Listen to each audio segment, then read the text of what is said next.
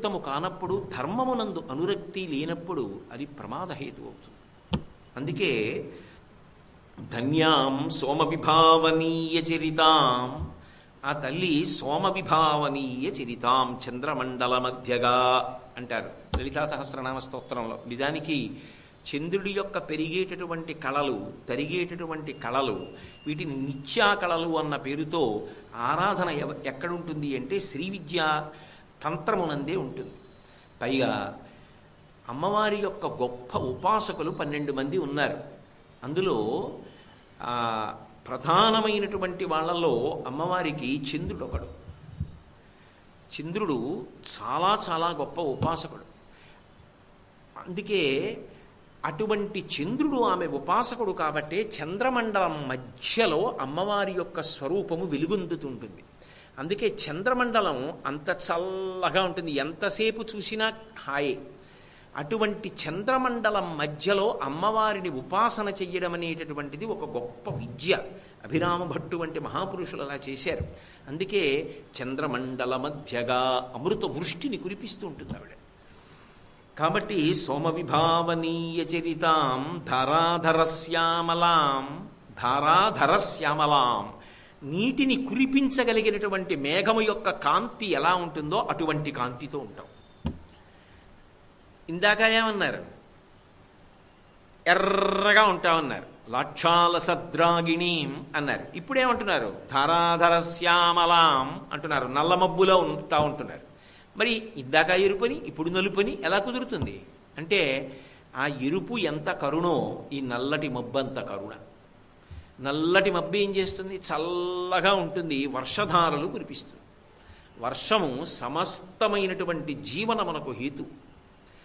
అటువంటి వర్షధారలు కురిపించగలిగినటువంటి మేఘమున్నదే, ఆ మేఘము ఎంత నల్లటి కాంతి అంటే బొగ్గులా ఉండడం కాదు, ఆ కాంతిలో ఒక మెరుపు ఉంటుంది, ఒక అనుగ్రహ శక్తి ఉంటుంది, దానికి ఒక ఆకర్షణ ఉంటుంది.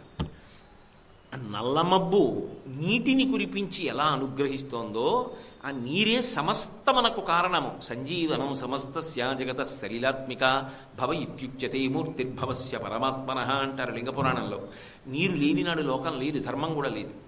కాబట్టి అమ్మా, నువ్వు అటువంటి నీరు నిండిన నల్లమబ్బు ఎలా ఉంటుందో, అది ఎంత ప్రేమతో ఎంత కరుణతో మేము స్వాగతం పలకకపోయినా వచ్చి వర్షం కురిపించి మా యొక్క దాహం తీర్చి పంటలు పండడానికి కారణమవుతోందో, అలా మేము నిన్ను స్మరించకపోయినా మా యందు బుద్ధిశక్తివై, నిద్రాశక్తివై, లజ్జాశక్తివై, ఆకలివై అనుగ్రహిస్తున్నావు.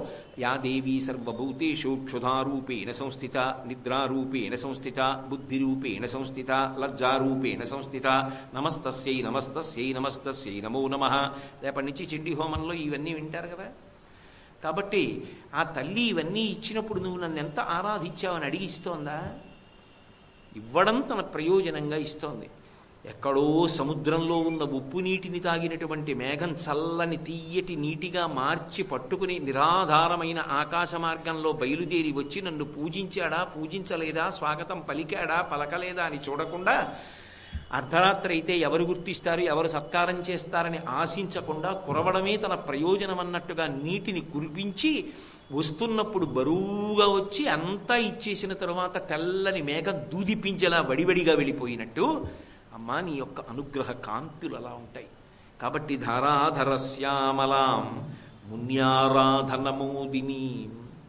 ముని అన్న మాటకు అర్థం ఏమిటంటే ధర్మమును బాగా తెలుసుకున్నవాడు. ధర్మమును తెలుసుకోవాలంటే శాస్త్రాన్ని చదువుకోవాలి. శాసనాత్ శంసనాత్ ఇది శాస్త్ర. శాస్త్రం అంటే వేదం. వేదము ద్వారా ఇది ధర్మము అని బాగా తెలుసుకుని ఎప్పుడూ ఆ ధర్మాచరణమునందే అనురక్తమైన మనసు కలిగిన వాడు ఎవరుంటాడో అటువంటి వాడు ఎంత పూజ చేశాడు అన్నదానితో సంబంధం ఉండదు. వాడు ఒక్క నమస్కారమే చేయనివ్వండి, ఒక్క పువ్వే పాదముల మీద వేయనివ్వండి, ఒక్క ప్రదక్షిణమే చేయనివ్వండి, ఆవిడ పరమ సంతోషాన్ని పొందుతుంది. ధర్మమునందు అనురక్తి లేదు, కానీ తీసుకొచ్చి రొట్టలు ఆవిడ పాదాల మీద వేస్తే అవన్నీ ఆవిడ సృష్టిలోవి, ప్రకృతి ఆవిడే. ఆవిడేం దానికి ఆనందపడిపోదు. ఉండవలసినది ఏది అంటే ధర్మమునందు అనురక్తి ఉండాలి. ముని అన్న మాటకు అర్థం ధర్మాచరణము కలిగినవాడు, ధర్మము నెరిగినవాడు అని. అటువంటి ధర్మమును ఎరిగినవాడు, ధర్మాచరణమునందు అనురక్తి కలిగినవాడు ఎవరుంటాడో వాడు సత్పురుషుడు. అటువంటి సత్పురుషుడు సకృన్నత్వా నత్వా కథమివ సతాం సన్నిధదతే అంటారు. వాడు ఒక్కసారి అమ్మవారి మ్రోలకు వెళ్ళి తల ఉంచి నమస్కారం చేసినా సరే ఆవిడ అనుగ్రహించేస్తుంది. అంతే తప్ప బాహ్యంలో నువ్వెంత పూజ చేసి వచ్చావని ఆవిడ అడగదు. మనసులో ఆ ఆరాటం ఉండాలి. మనసులో అనుబంధం ఉన్నప్పుడు నువ్వు పూజ చేయకుండానూ ఉండలేవు. ఆ ఆరాటం ఉన్నప్పుడు పూజ చేస్తావు. ఆ పూజ చేసేటప్పుడు నువ్వు నిజంగా ఎన్ని ఆభరణాలు తెచ్చావు, ఎంత పదార్థం తెచ్చావు కాదు, చేస్తున్న పూజలో మనసు ఎంత నిలబడింది. అందుకే మూకశంకరులు ఆర్యాశతకం చేస్తూ ఆర్యాశతకంలో ఒక మాట అంటారు, అమ్మా జంతో స్తవపద పూజన సంతోషతరంగితస్య కామాక్షి బంధో యది భవతి పునః సింధోరంభస్సు భ్రమీతి శిలా అన్నారు. ఓ కామాక్షి, నిన్ను సంతోషతరంగితస్య పూజ చేసేటప్పుడు ఒక్కొక్క ఉపచారం చేస్తున్నప్పుడు మనసు సంతోష తరంగములలో ఓలలాడిపోతూ ఆనందం పొందిపోతూ, వాడు అవన్నీ నిజంగా చెయ్యక్కర్లేదు. వాడు మనసులో ఏదో భావన చేస్తూ ఉంటాడు. ఏదో అమ్మవారిని అయ్యవారిని ఇద్దరిని ఉయ్యాల్లో కూర్చోబెట్టానంటాడు. తాను తన భార్య కూర్చుంటాడు. తాను తన భార్య కూర్చున్నారనుకోండి, మీకు అంతవరకు నేను మా ఆవిడ ఇలా కూర్చున్నాం అనుకోండి. ఇద్దరం అక్కడ దర్భాసనం వేసుకుని కూర్చున్నాం. ఎదురుగుండా ఉయ్యాల్లో అమ్మవారు అయ్యవారు కూర్చున్నారు. అమ్మవారు ఎవరి వైపుకి వస్తారు? నా వైపు వస్తుంది. ఎందుకు వస్తుందంటే ఆవిడ ఆయనకి ఎడమవైపు ఉంటుంది కాబట్టి ఆయన నాకు అభిముఖంగా కూర్చున్నప్పుడు ఉయ్యాల్లో నాకు ఎడమవైపు ఉంటుంది.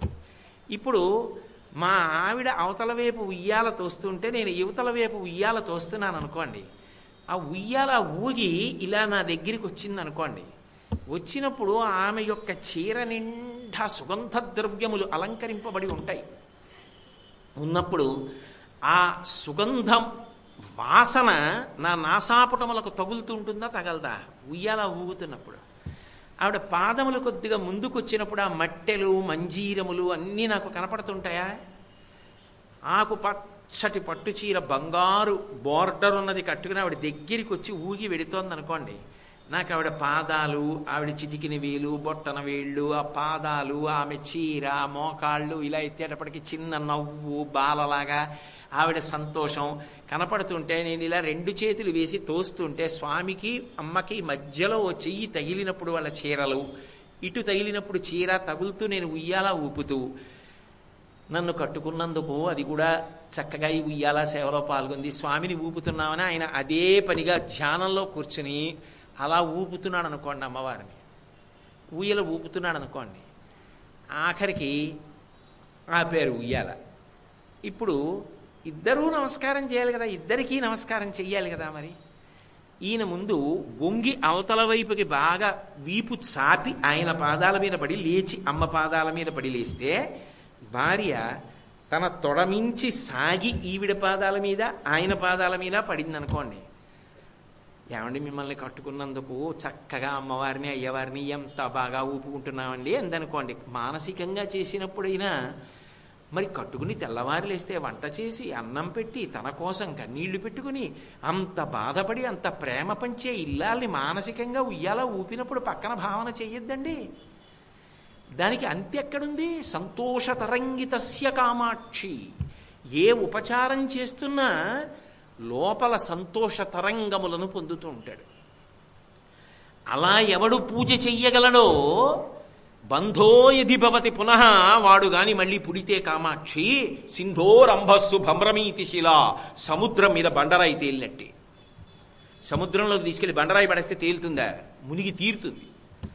నిన్ను అలా సంతోషంగా పూజ చేసిన వాడు ఇక మళ్ళీ పుట్టడం అన్నది సర్వకళ. పుట్టడం అంటే ఉపచారం చేసినప్పుడు అక్కడ మనసు పెట్టి ఉపచారము చెయ్యగలిగితే ఆ తల్లి యొక్క అనుగ్రహము అంతా ఇంత అని చెప్పడానికి ఉండదు. అలా చెయ్యగలిగినవాడు, అలా మననము చెయ్యగలిగినవాడు, అలా మనసు నిలబెట్టగలిగినవాడు, అలా ధర్మముతో నడవగలిగినవాడు వాడు ముని. అలా నిలబడిన వాడెవడుంటాడో మున్యారాధనమోదిని, ఆ పూజకి ఆవిడ ఎంత సంతోషిస్తుందోట. సుమనసాం, మంచి మనసున్న దానివి కదమ్మా. ముక్తి ప్రధాన వ్రతాం, అడగక్కర్లేదు. ఆవిడేమిస్తుంది వాడికి అంటే, ఐశ్వర్యమక్షరగతిం పరమం పదం వా కస్మైతి తంజలిభరం వహతే వితీర్య అస్మైన కించిత్ ఉచితం కృతం ఇచ్చదాంబా త్వం లజ్జసే కదయకోయ యుదారభావ అంటారు పరాశర భట్టాలు శ్రీగుణరత్న కోశంలో. వాడికి ఇక్కడ ఉన్నంతకాలం కావలసినంత ఐశ్వర్యం ఇచ్చి 3 తరాలు చూసే భాగ్యం ఇచ్చి ఆఖరణ వాడి శరీరం పడిపోతున్నటువంటి సమయంలో ఆవిడే ఆ స్వామిని తీసుకొచ్చి చెయ్యిచ్చి పైకెత్తి ఆయన విమానంలో కూర్చోబెట్టుకుని తీసుకెడుతుంటే, స్వామి మా అమ్మేది అని అడిగితే, ఏరా నువ్వు అమ్మవారికి ప్రేమతో తల ఉంచి నమస్కారం చేసావుట, నీకు ఇవి తప్ప ఇంకేమి ఇవ్వలేకపోయానని సిగ్గుపడి ఎర్రని ముఖంతో పరదా పక్కన నించుందంటట స్వామి. అంత ప్రేమ కలిగినటువంటి తల్లి అయినప్పుడు ఆమె ఏమి ఇవ్వగలదు అంటే, ఆమె కామకోటి మోక్షమును ఇవ్వగలదు, విడుదలనిచ్చేస్తుంది. నువ్వు ఏం అడగక్కర్లేదు ఆవిడ్ని. అది ఇవ్వగలిగిన తల్లి నీకేది ఇవ్వలేదు? నీకు ఏదైనా ఇస్తుంది. నీకు ఎప్పుడు ఏది అవసరమో అప్పుడు అది ఇస్తుంది. కాబట్టి మున్యారాధనమోదినీం సుమనసాం ముక్తి ప్రదాన వ్రతాం కన్యాపూజన సుప్రసన్న హృదయాం కాంచీలసన్మధ్యమాం